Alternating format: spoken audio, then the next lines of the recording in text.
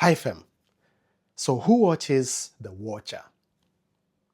You know, we must ask ourselves very logical questions without being emotional sometimes, especially in Kenya. You see, when a building collapses, the first instinct that comes into our mind is to call it an accident. But the South Sea building collapsing, this is not an accident purely. This is the predictable outcome of human decisions. There was additional floors that were approved. I hear there are court orders that were ignored.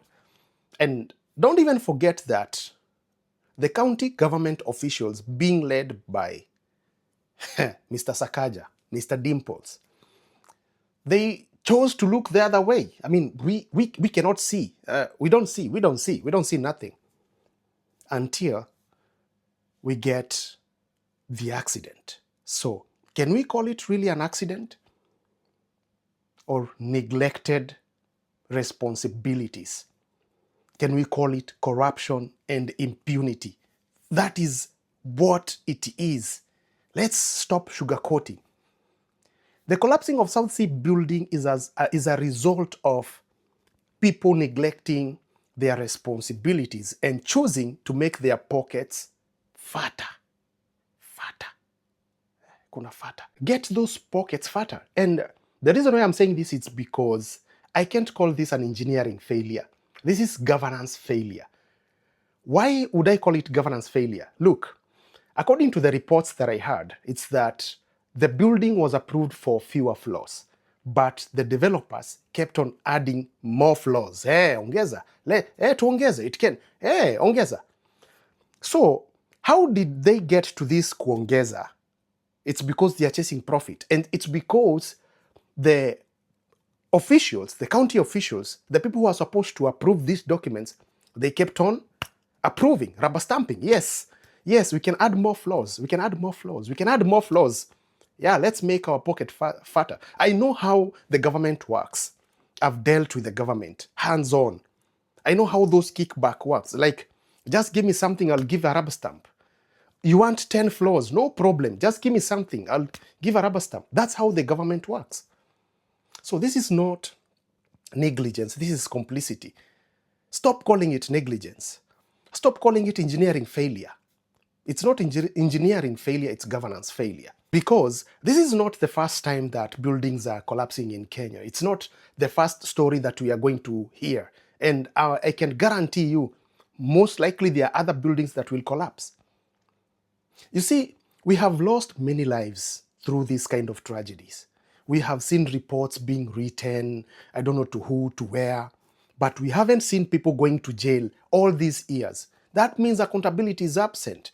And this is one of the reasons why we are angry with this kind of matters. Because the same state that is struggling to monitor this kind of acts and these buildings, they are running very fast to mobilize when they are being criticized online.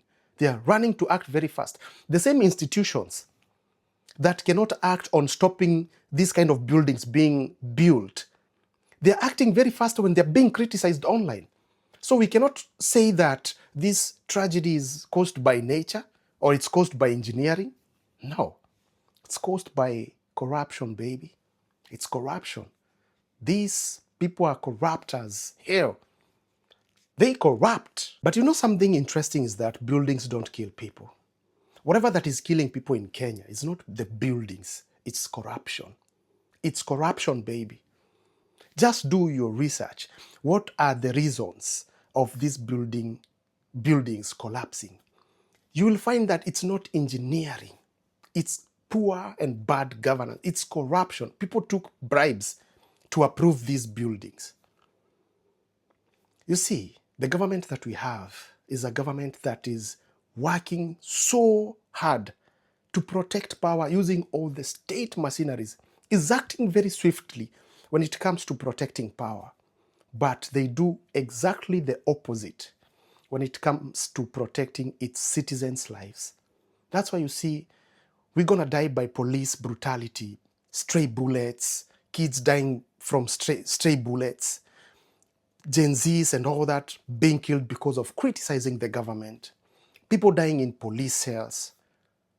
This is where you learn that the priorities of this government is not to protect the people. It's not for the betterment of the people, but for them to consolidate and protect their own power. I could be wrong, but I can be corrected.